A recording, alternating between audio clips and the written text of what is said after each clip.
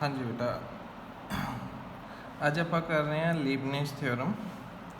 ये है बेटा कि दो फंक्शन की प्रोडक्ट का nth डेरीवेटिव कढ़न वास्ते तो ये थ्योरम स्टेट एंड प्रूव आ जाती है।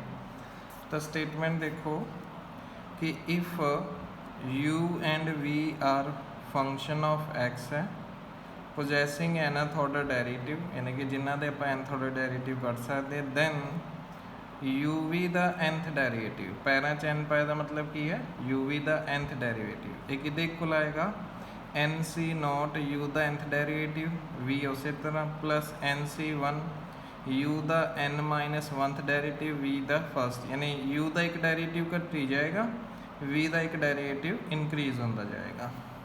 nc2 u का n minus second derivative v का second derivative and so on. Last की आएगा बेटा एन सी एन यू उस तरह v का nth derivative where u r की है आर्थ डेरीवेटिव है u का विद रिस्पैक्ट टू u।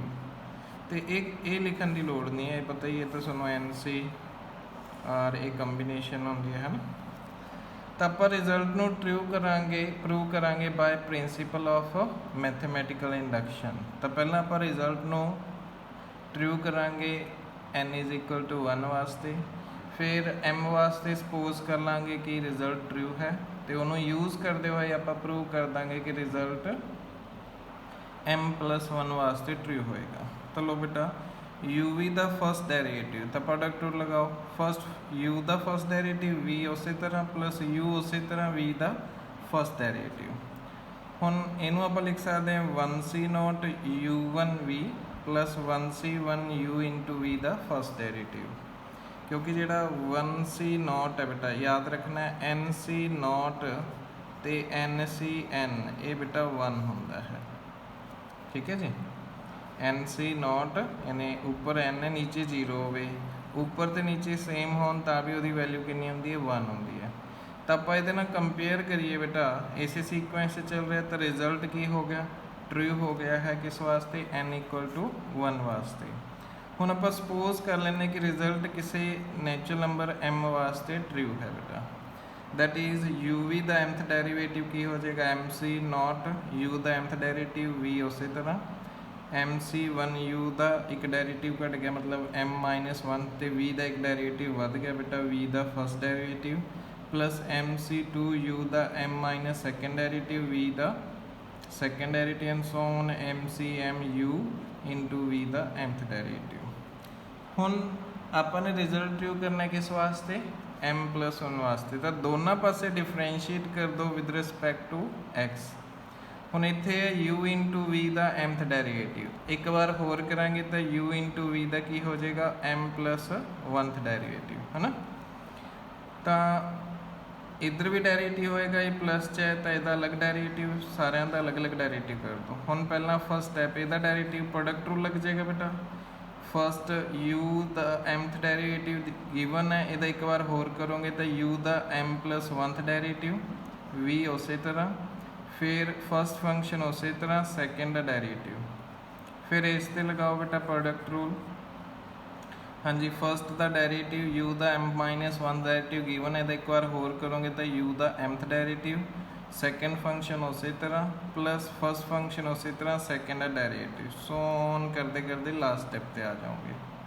हुण लाइक डेरीवेटिव नू कंबाइन कर लो बेटा, जिमें आ इहदे नाल कंबाइन हो जाएगा, ठीक है जी, यही इहदे नाल कंबाइन हो जाएगा, आह इहदे नाल कंबाइन हो जाएगा, इस कंबाइन करके लिख देने हैं। तो पहला टर्म उस तरह mc नॉट u का m प्लस 1 डेरीवेटिव v, इन्हों ये कॉमन ले लो तो की आ गया mc not plus mc1 u का mth डेरीवेटिव v1, फिर इन्हों कॉमन ले लो बेटा आ चीज़ आ जाएगी एंड लास्ट वन वाला उस तरह आ जाएगा। आ जरनल टर्म लिखन की लोड़ नहीं है, तुसी जस्ट दो स्टैप तो लास्ट वाला लिख लो। हुण बेटा देखो इन्हों चेंज करना है क्योंकि इत्थे m प्लस 1 है तो आपनू जिहड़ा कंबीनेशन है उस भी की चाहिए m प्लस 1 चाहिए।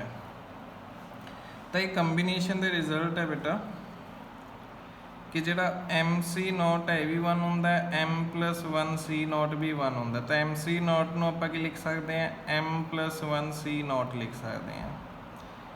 एक आ रिजल्ट होंदा बेटा कि n C r plus n C r plus 1 एक बराबर हो जाता है n plus 1 C r plus 1। तो ऊपर दोनों पासे एन है बेटा, नीचे एक आर है, एक आर प्लस 1 है। तो ऊपर तो एक ऐड हो जाता है, तो नीचले भी जो बड़ा होंगे वो लग जाएगा बेटा, है ना। तो m C not plus m C 1 ये कितना बन जाएगा, एम विच एक ऐड हो गया एम प्लस 1, तो 0 तो 1 चो वड्डा किहड़ा 1, तो एम प्लस 1 सी 1 बन जाएगा, है ना। तो ये जनरल रिजल्ट है बेटा। M C 1 plus m C 2 कितना बन जाएगा, एम विच एक ऐड एम प्लस 1, तो 1 तो 2 विच वड्डा किहड़ा 2, तो ये बन जाएगा एम प्लस 1 सी 2। तो एम सी एम ये 1 होंदा क्योंकि ऊपर दस्या सी बेटा ऊपर तो नीचे सेम होन तो 1 होंदा है ना। तो एम सी एम नूं मैं लिख सकता हाँ एम सी एम 1 होंदा है, तो इनू मैं m plus 1 C m plus 1 लिख सकता, ठीक है। तो ये सारिया वैल्यूज पुट कर दो तो की आ जाएगा बेटा, ये थोड़ा रिक्वायर्ड रिजल्ट आ गया कि यू वी का एम प्लस 1 डेरिवेटिव आ गया एम प्लस 1 सी नॉट। तो रिजल्ट किस वास्ते ट्रू हो गया, एम प्लस 1 वास्ते रिजल्ट ट्रू हो गया है। तो by principle of mathematical induction वास्ते रिजल्ट की हो जाएगा, ट्रू हो जाएगा हर एक नैचुरल नंबर वास्ते। तो हुण इन्हां लीबनिज़ थ्योरम नूं यूज़ करते हुए आपां ने की करना है, ये क्वेश्चन ट्राई करने। तो find the nth derivative of e raise to power x into sine x। तो ये दो फंक्शन की प्रोडक्ट है बेटा, एक नूं तुसीं u मान लो, एक नूं की मान लो v मान लो बेटा। u आपां मान लैने e raise to power x नूं, ते v मान लैने साइन x टू। तो ई दी एक्स का डेरिवेटिव की आता बेटा, ई दी एक्स ही आता है। तो फर्स्ट डेरिवेटिव भी ई दी एक्स, सैकेंड डेरिवेटिव भी and so on, nth derivative भी की आ जाएगा ई दी एक्स आ जाएगा।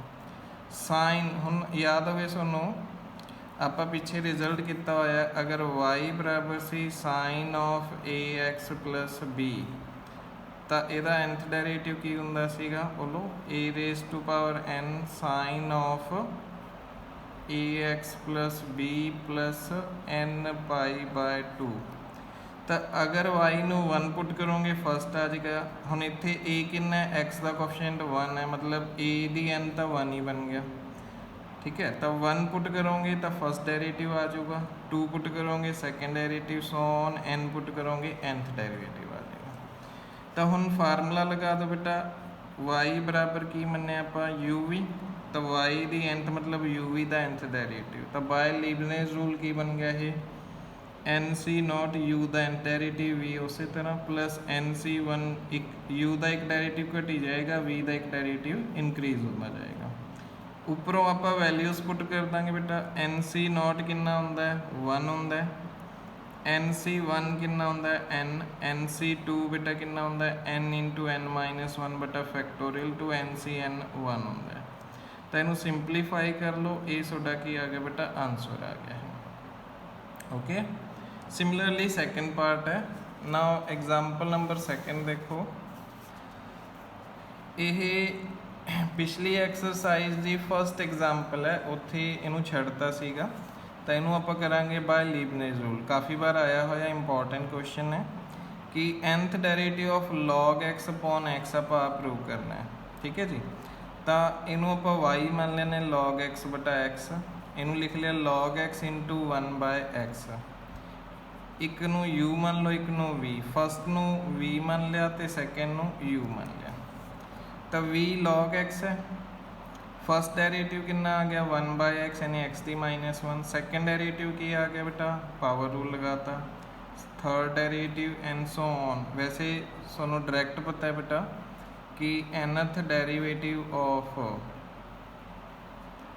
log of a x plus b कितना आंदा है बेटा, ये आंदा है -1 दी power n minus 1 factorial n -1 into a दी n upon a x plus b दी पावर n आता है। ठीक है, तो ये तुसी ए कितना है बेटा 1 है, क्योंकि x का कोफिशिएंट 1 है, b 0 है। ये कंपेयर करांगे तो ये n 1 पुट करो, फर्स्ट डेरिवेटिव आ जाएगा, 2 पुट करोगे सेकेंड डेरिवेटिव, n पुट करोगे nth डेरिवेटिव।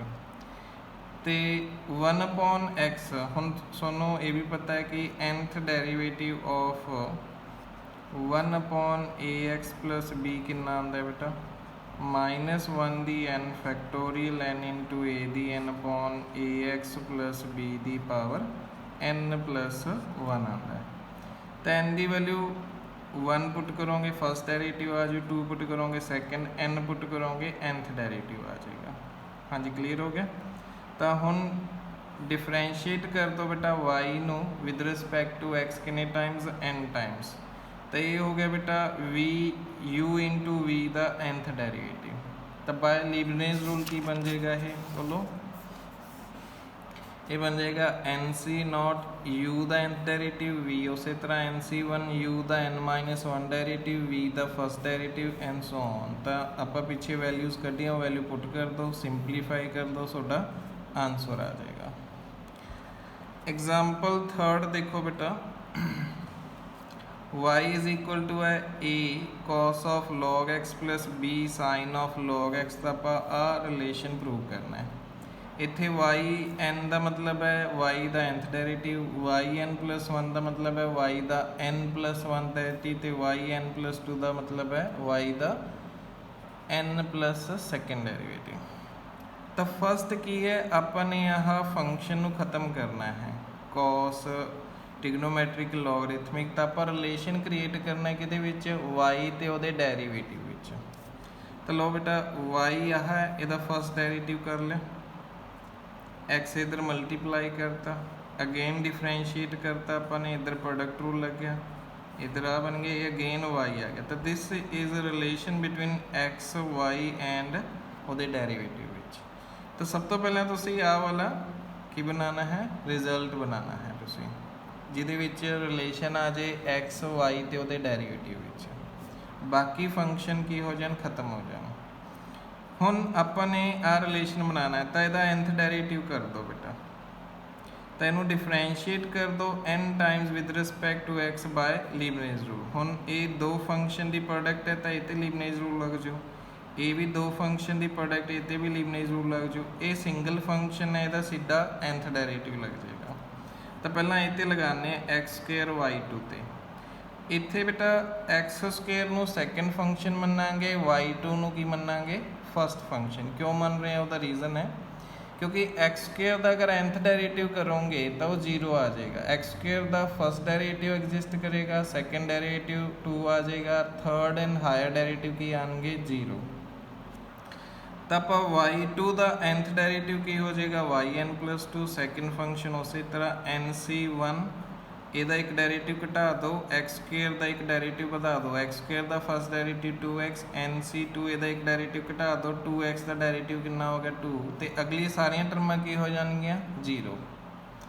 फिर नैक्सट लगाओ बेटा, इत्थे y1 नू फर्स्ट फंक्शन मनांगे, x नू सैकेंड फंक्शन मनांगे, तो ये आ जाएगा nc नॉट y1 का nth डेरिवेटिव की हो जाएगा yn प्लस 1, सैकेंड फंक्शन उस तरह। फिर nc1 ਇਹਦਾ एक डेरिवेटिव घटा देंगे, x का एक डेरिवेटिव बढ़ा देंगे, 1 आ गया, तो अगली सारिया टर्मां 0 आ जाएंगियां क्योंकि x का सिर्फ फर्स्ट डेरिवेटिव। फिर y का nth derivative is equal to कितना आ गया 0। हुण तुसी nc नॉट nc1 nc2 इन्हां दी वैल्यूज़ पुट कर लो, तो इन्हां नूं की कर लो सिंपलीफाई कर लो, तुहाडा रिक्वायर्ड रिजल्ट आ जाएगा। ठीक है जी। तो ਇਹਦੀਆਂ एग्जाम्पल्स बेटा तुसी ट्राई करनियां है, तो बाकी ਆਪਾਂ नैक्सट लैक्चर ਵਿੱਚ ਇਹਦੀਆਂ नैक्सट एग्जाम्पल्स होर देखांगे। ओके बेटा।